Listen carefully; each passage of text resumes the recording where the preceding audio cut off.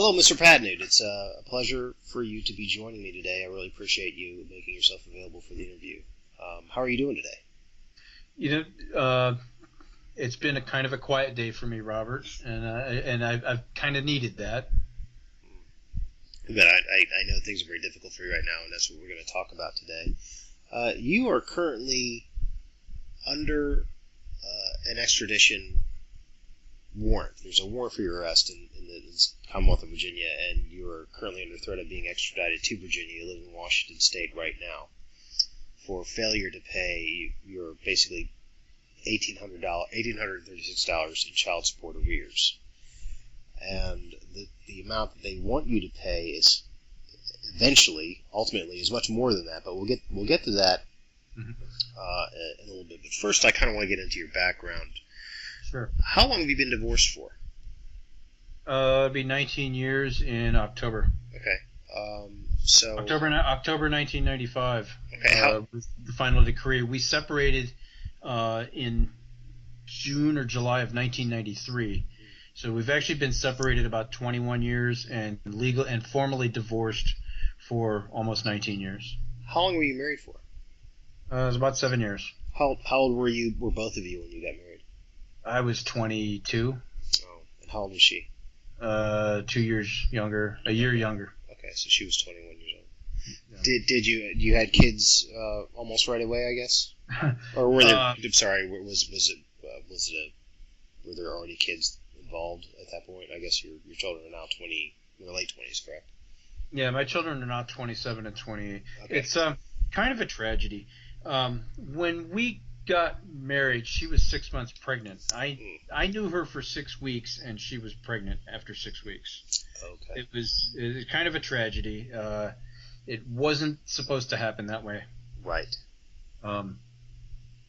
Just as a question, you don't have to answer this if you don't want to. Did she say she was using birth control when she got pregnant? Yes. So, okay. So it was a happy accident, so to speak. Yeah, and it was it was the 80s and free love. It was 1985 and free love and all that. And I was on active duty in the military. I was living in Newport News, down in Newport News, Virginia, and it was, I was running around. I had a Corvette and got myself into a lot of trouble. I see. Okay. I was young and stupid. And, right, sure. And so she became pregnant, and that was the reason why you got married. Was that the main driving force behind you getting married? Okay. Yep. I would never have. My plan. I was never going to get married until I was 35. Sure. I was going to go out, have my fun, grow up first, and then find somebody to grow old with. That was my plan. I see. Okay. So you got married. Mm-hmm. Well, when she was pregnant, and you had another child with her, correct? Yes, we did. Was that and the two children, my two boys, they're really good young men. I really have nothing but good feelings and hope the best for both of them as they travel through life. So that's the upside from the marriage. Well, yeah, they're your kids, for crying out loud. Yeah, absolutely. I don't mean to diminish anything from that by asking you these questions. These are questions that people ask in situations like this when you're talking about long-term life things that happen to men. And again, if there's any questions you don't want to answer, please tell me. I won't ask them. Okay. But anyway, so how much longer after your first child was born was the next child born? 14 months. Okay, so it was in quick succession. Did she say she was using birth control at that time as well? I don't think we were that cautious at that time. Well, you were both young, so we were young and kind of big-headed and not being all that smart or cautious and not really thinking about our future and long term. I was very immature back then. Sure. Yeah. Okay, so how long were you married for in total? How many years were you all married for? Well, we got married in November 1995.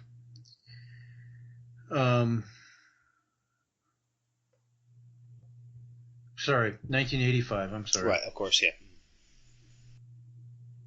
And my firstborn was born in February of '86. My next child was born in April 1987.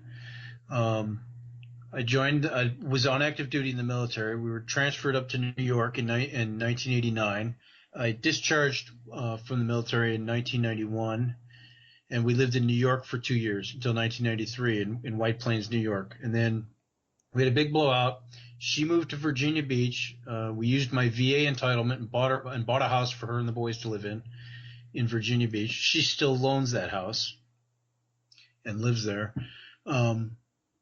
She's making an income off of that house. Yeah. And then we divorced. We separated, filled out all the agreements, battled back and forth for 2 years while I stayed in New York. And then the divorce decree was finalized in October of 1995. Okay, so a total of 10 years you were married for. Yeah, 10 years we were legal married, and about 8 of those years we were together. If you don't mind me asking, what was the reason for the blow-up, for the disagreement? Yeah, there's a lot of different factors that contribute to failure of any relationship. Sure. And I'm sure that she and I both own our share of those things. Again, you're young, Yeah, youth. There was just a lot of contributing factors, and it was not a marriage made in heaven. You got divorced, and so was there any custody battle at all after the divorce? Was there any contention over who was getting custody? Were you in agreement on that she was getting custody, or was that just assumed? I think it was kind of assumed that they would live in Virginia Beach, and for the first year or so of our separation, so from June of '93 until the summer of '94, I was looking for a way to move to Virginia, and I was hoping to maybe find a way to reconcile the relationship. I was applying for jobs down there, and because I wanted to be closer to my kids, I ended up driving down to see them every weekend. For every other weekend, I drove 400 miles each way to spend the weekend with them, and then she would go off and spend the weekend with her boyfriend. But custody battles, not really. I think it was kind of just assumed that the custody would be granted to her and that I would be the non-custodial parent. That was just kind of the way it always was. We actually, most of our battles in formulating a divorce decree and a settlement were mainly about money and control. And they still are to this day. Here we are 20-something years later, and it's about money and control and winning. Sadly. So you were out of the military at this time. You started. You went to school yourself, I assume, right? No, I do not have the benefit of a college degree. No, okay. But my peers do, and I generally work at the senior and advanced computing level. I work with people with master's degrees and PhDs all day long. So you're basically a very competent person who's highly skilled with their job, and you've always been a good earner. Is that correct? I'd say that's a pretty fair characterization. Okay.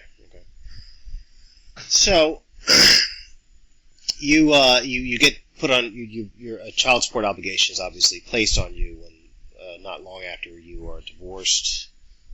What was the amount that was first placed on you when you first got divorced? How much a month? Well, under our separation agreement, I paid her, I think it was $833 a month. That started in 1993.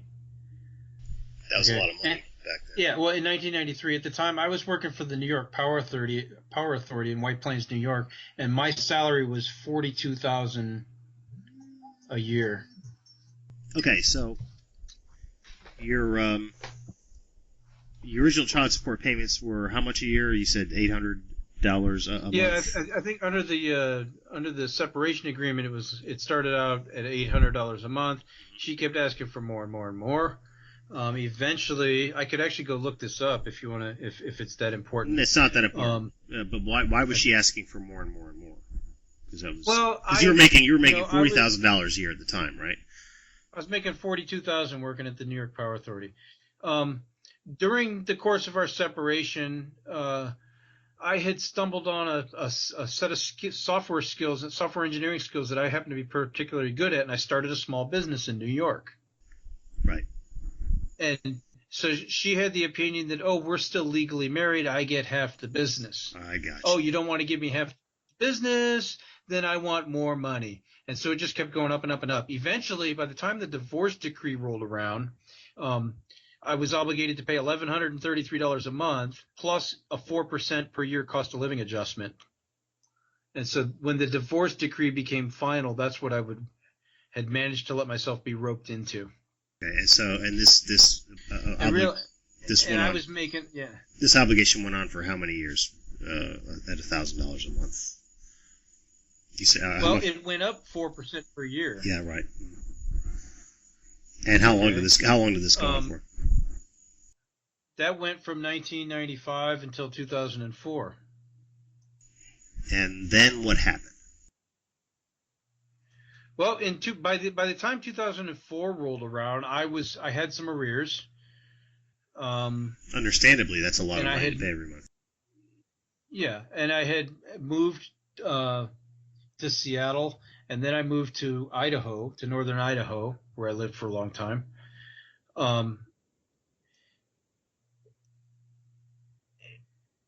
And hang on, I'm looking for my spreadsheet on this. I actually have a complete spreadsheet that breaks all this down. Well, before you do that, what made you make all those moves? Did you still own your own business? Were you just going where the work was? No, the business didn't work out. It kind of floundered in New York.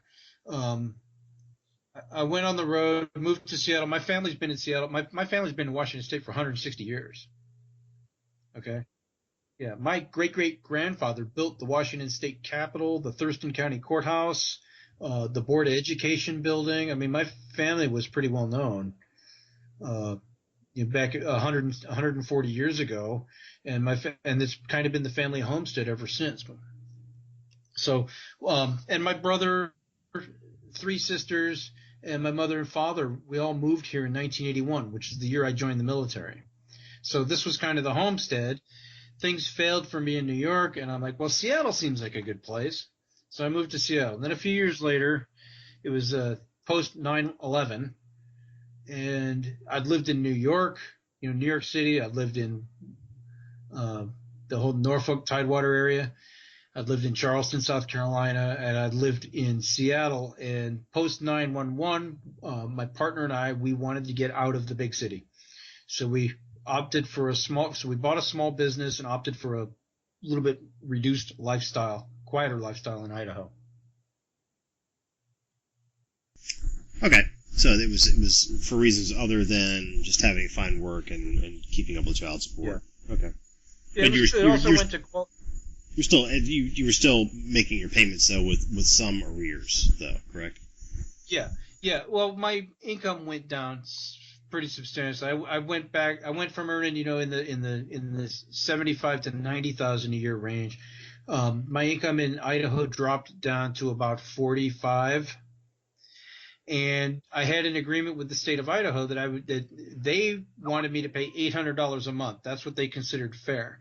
But in the meanwhile, my child support obligation in Virginia was going up at 4% a year, and so I ended up behind. And in 2004, they extradited me to Virginia on failure to pay support. And how much were your arrears at that time? That's a point of contention. When it was all said and done, the Idaho records showed that my arrears was like $20,000. Okay, how old were your kids at the time? In 2004, the youngest was 17, and the oldest turned 18 in February of 2004. I was extradited to Virginia in June of 2004, so my kids were 17 and 18 at the time. And this is around the time that you voluntarily agreed to stay under a child support order in order to pay for your kids' tuition, correct? I was in jail. It wasn't voluntary at all. Okay, I was in jail. Okay, but after I was in jail in Virginia Beach, and I was being assaulted. I was from Idaho, and therefore the people of color that were in jail in Virginia Beach decided that because I'm from Idaho, I'm a white supremacist. Oh, really? And I was, yeah. And my attorney would come to see me, and I usually had a black eye or a bloody lip. Did they think that you were some sort of like militia guy or something like that? Or Yep.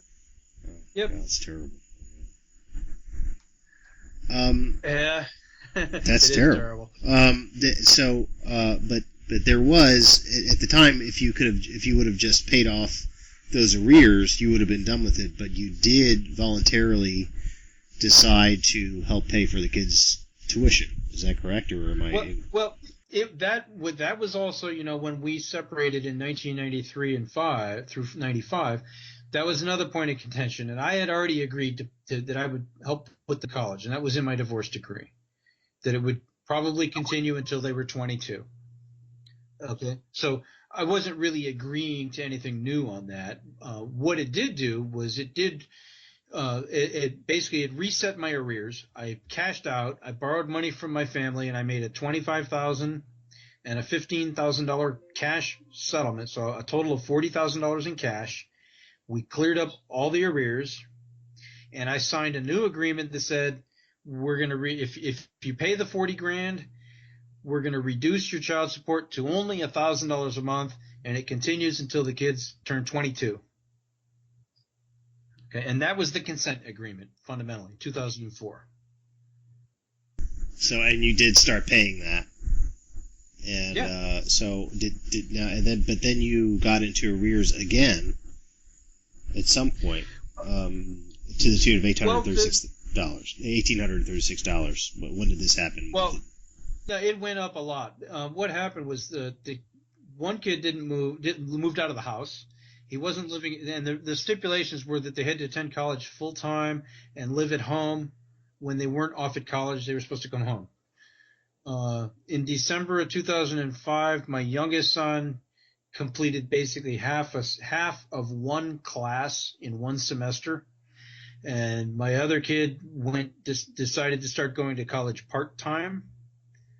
And my ex-wife called me and informed me that she and one of the boys had a fight. He moved out of the house, moved in with his friend Josh, and she and I said, well, you're not in compliance with the child support agreement. It says they have to live at home and go to school full time.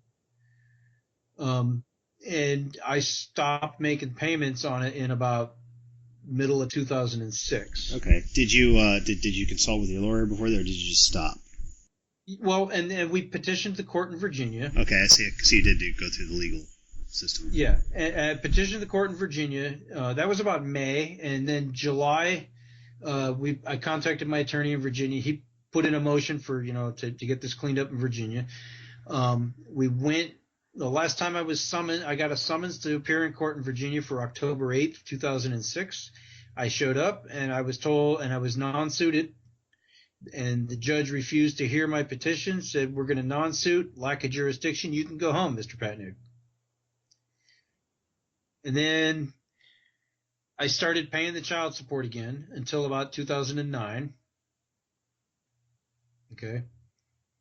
And then in 2009, I kind of fell on hard times. The economy dried up. Yep, of course. The world went, the real estate dropped, everything. I mean, everything, right. The economy went really downhill at that point. And then I was still living in Idaho. In November of 2010, they had me arrested again as a fugitive from justice for failure to pay support in Idaho. That was dismissed.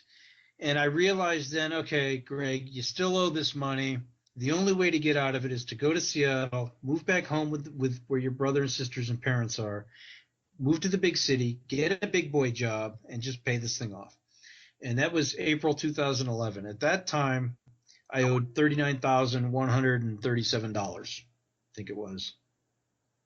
Okay, that was 3 years ago in April. And I've been making regular payments ever since. My balance is now $1,800. Okay.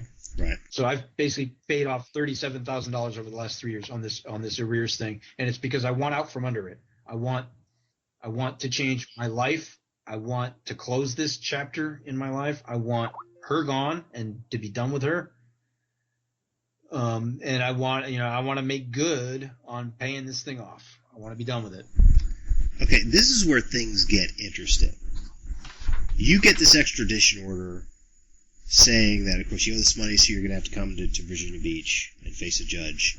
And she is claiming that you owe $1,052,341 in past due child support.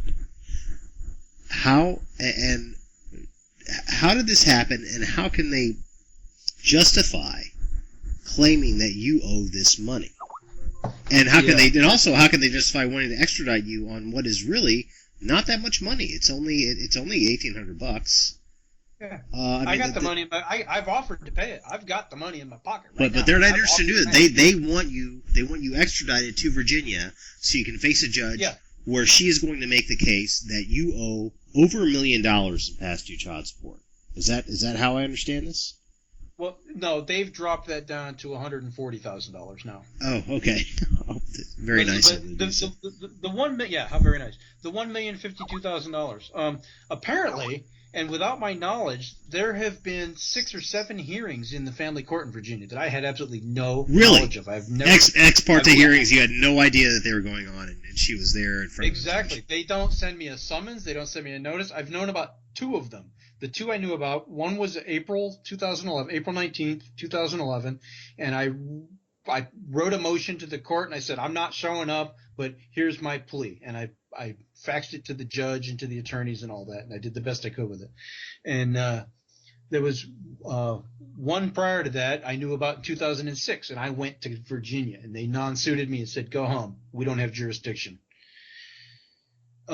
And then there's been like 5 or 6 other hearings that I had absolutely no knowledge of, where the judge would order me to pay $3,000 by next week, and then I'll schedule another hearing. And you had no idea that this was going on. That's right. They never sent you any notification of this, and you were absent at the time. There was no. And did she instigate? Did your ex-wife instigate these hearings? Did her and her lawyer both? Did they schedule these things and make these things happen? Yeah, I would have to assume her name's on every. And I just received most of these documents day before yesterday. Okay, but and so I haven't been served due process. And my attorney in Virginia has complained about due process all along. He's like, you never provided service. You haven't done this. You haven't provided Mr. Patnude with proper service. And if they would ask me politely to come and discuss this like adults, I'll be on the next flight. But I'm not the guy whose civil rights you are allowed to violate. I am sorry. I serve this country. I know my rights, and I defend those rights for every man and woman. So if you want me to come to Virginia, please serve me with a summons, and I will be there, and we can talk. But that as an aside. So there's been like 5 or 6, maybe 7 different proceedings in family court in Virginia, all in front of the same judge over the last 10 years. So there's been 6 or 7 hearings and proceedings where the judge would say, schedule a hearing in response to some petition or some motion on their end, and then order me to pay $3,000 for this and appear next week. Oh, you didn't next week. Well, you didn't appear. You didn't pay the $3,000, so I issue a capias and I find you in contempt and I order you to surrender yourself to the sheriff. And then 30 days later, oh, you didn't surrender yourself to the sheriff, so now I issue a capias and a warrant for your extradition. And this has gone on they just filed on Monday their response to my motion in Virginia. It's a 28-page response. And it contains all this stuff that I had I only had knowledge of 2 of these proceedings. So they're in the business of, I want to say, manufacturing a case and basically putting together a chain of evidence that looks incriminating, but under which I've never been served due process or given an opportunity to respond. What do you think is the reason why they did that? Money. Money. They can if they and control and power and winning. I mean, and you got to realize this is family court, right? This is like traffic court, man. This is an administrative court. This court is not a court of record. They don't make case law, right? Family courts don't make case law, period, across the country. That's why there is no family law, and you can't go and say, look at in the War of the Roses, in Rose v. Rose, they did this, and you can't point to case law and say this is the way it's done. You have to go by it. Each court, each family court, is its own little private circus, and I think that's something that we need to fix. We need national case law in family courts. This is how it's done. It falls under federal guidelines already, right? They've got federal, interstate child support enforcement acts. They've got interstate guidelines for collection. They've got a whole bunch of federal law that governs what can be done, but they have a whole ton of every court is a private little circus with their own truth about how it's done. And so there's no consistency from one court to the next. So what now? What now? You're awaiting extradition. You don't, as you said before, you're on the lam. Yeah. These people want to extradite you. What's your current course of action now? What do you hope to do now? Do you hope to avoid getting extradited? Perhaps, or if you do get extradited, what do you hope is going to happen? What do you hope to do right now to accomplish? Well, I hope to not be extradited. What I really want to do is I want to go to Virginia and I want to argue this with the judge. Okay, and with my ex-wife, I want to set the record straight. I want to fix this. I want to get out from under this thing. I don't like having a gun pointed at me. Okay, that's ultimately what I want to do and what I will do. I will finish paying off my obligation, but I'm not willing to cough up another $100,000 or $140,000 just because somebody thinks they're entitled to it. You mentioned in your press release, that we received a couple days ago, that you called her and she said that she didn't have enough money for retirement. That's true. And that this is something that she felt this was an avenue for her to get money for the rest of her life. Why do you think that she feels she's entitled to this? If you don't mind me asking, maybe that's a personal question. I don't know. Obviously this is ridiculous to anybody listening to this, but obviously she felt she could use this as a mechanism to get more money from you, not for the benefit of the children, because they are not children anymore. Right. But she actually said over the phone, "This is for my retirement." Yeah, she says, "I don't have enough money in my retirement, and it's all my fault." This person, I'm going to avoid saying anything bad about her. I'm going to let the audience come to their own conclusions. I think that's what I have to do here. I can't slander anybody. Everybody has their own motivations for doing the things they do. I think in her case, she truly feels entitled and that she has the law on her side and that she will be vindicated and that I am such a horrible, bad person and I need to be punished, and she's going to use the courts to do that. Why do you think that she feels that you need to be punished? Well, you got to understand the family history with this particular bloodline that I'm talking about. There is a long line of misandry. Okay, it goes, and I witnessed this. I was part of this family for almost 10 years. The women in that family don't like to be crossed. Okay. They don't like, and they are, they're feminazis, if you will. They're just. Well, obviously, there's a huge sense of entitlement if she thinks that if she has the gall to demand another $1 million out of you when the children are in their late 20s.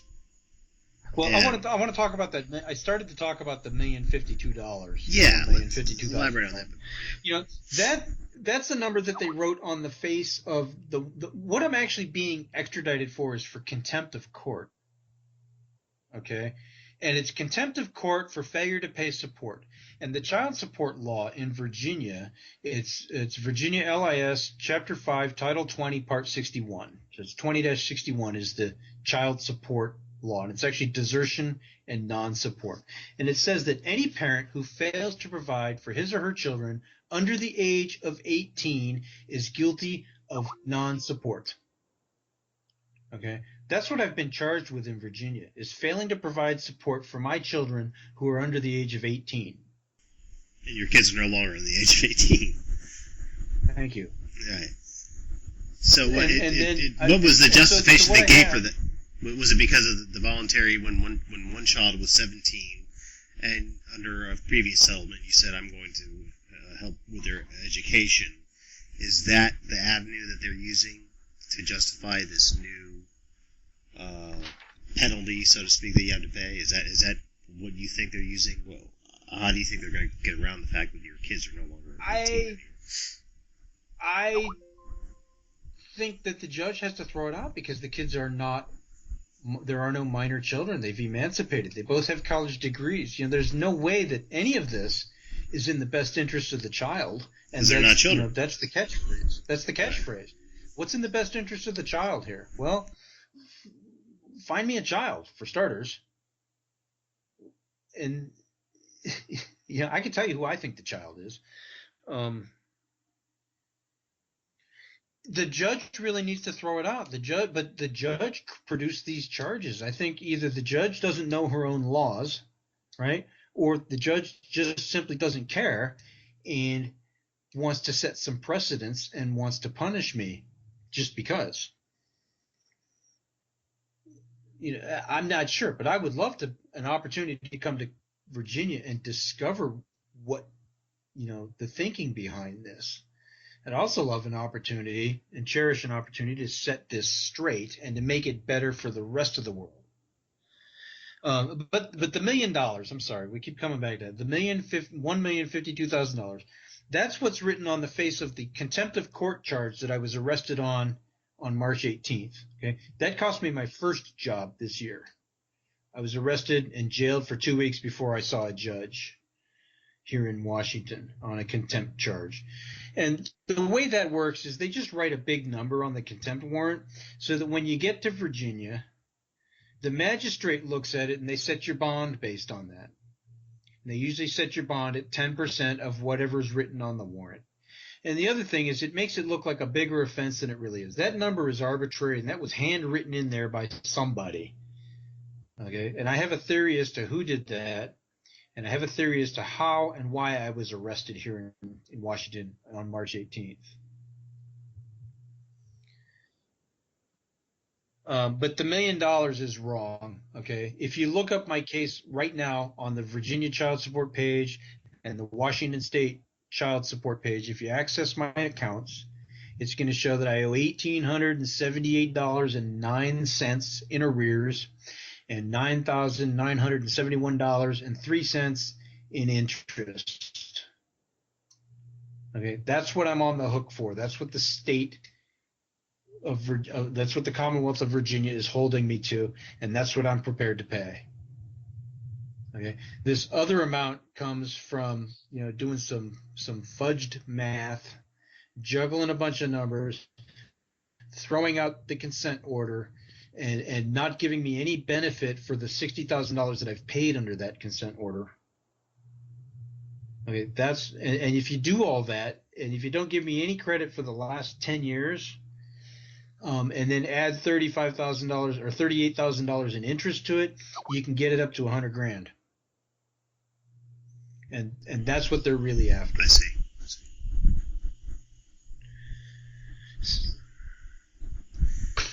So, well, if that's, so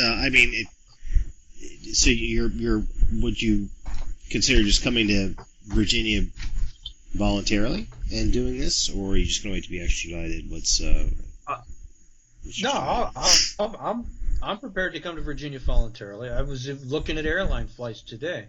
The problem is I've got a governor's warrant out here in Washington. Right? The sheriff's looking for me. Right. The sheriff's department is looking for me. And, I've been in contact with the sheriff via phone and an email, and I've sent him all the documentation on this. He knows I'm trying to fix it, right. But he still has a job to do. Sure. Nobody's done any kind of investigation into the governor's warrant and whether these charges in Virginia are even well-founded. They just rubber stamp these things. Right, sure. Okay. I've contacted Governor Terry McAuliffe. He's the governor in Virginia. I've contacted his office, and I received an email that says the governor delegates the authority for extradition. The governor doesn't make decisions on these things. That's been delegated to the courts. If you have a problem, please contact the court. Contact the family court. Okay? I've contacted my federal congressman. My congressman says, this is a state-to-state problem. So this is between the states. We can't help you at the federal level. Okay? So I contact, and that's Congressman Dave Reichart. I contact my state senator, Miss Pam Roach. Senator Roach says, this is a federal problem. I'm a state senator, and I can't help you. Okay? I contact Governor Jay Inslee of Washington State. His office says, we don't make decisions about extradition. That's right. Delegated. And so, everybody who could do anything about this, and basically all the politicians do is pass the buck. Sure. And I'm at a loss as to what to do. I want to fix this. I want to come to Virginia and straighten this out once and for all. But I'm not willing to spend a year in jail over this. Right. Sure. I've got family that relies on me for their financial support, and I need to go find a job. Tell me about your family. Tell me, you say you have a mother that you're taking care of. Of course, you have your partner that you're helping support while she's going through school. Yeah, the love of my life, the one person on the planet, I think the two people on the planet that really believe in me, and they know me to be an honest and upstanding individual.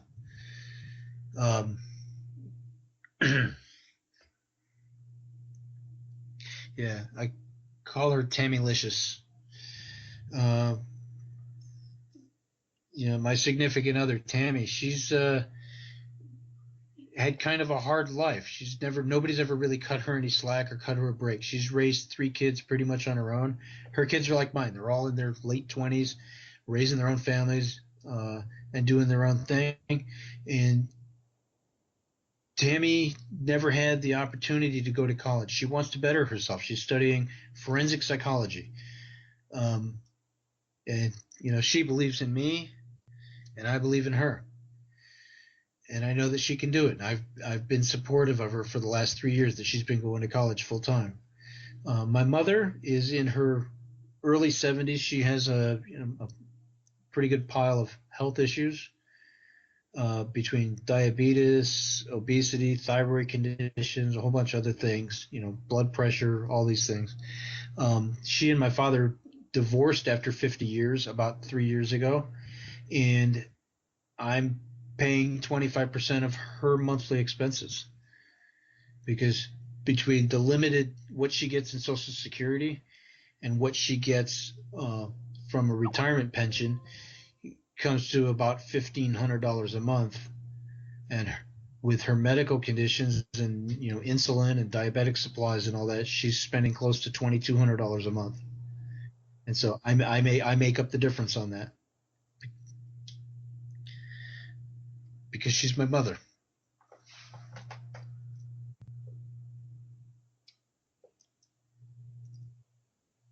Thank you so much for joining us, Mr. Patnude.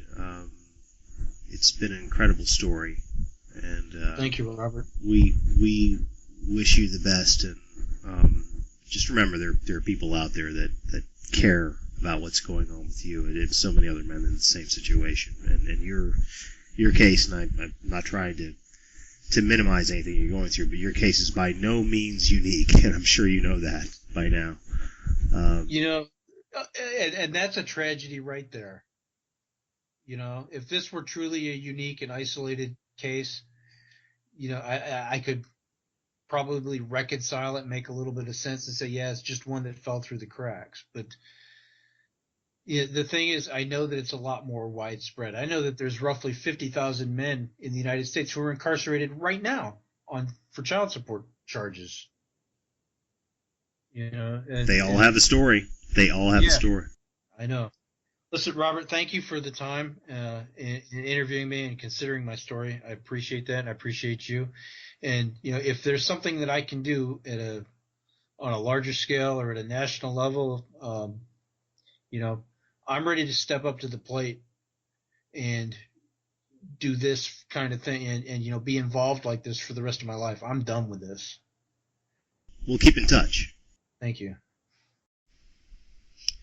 Hello, Mr. Patnude. It's a pleasure for you to be joining me today. I really appreciate you making yourself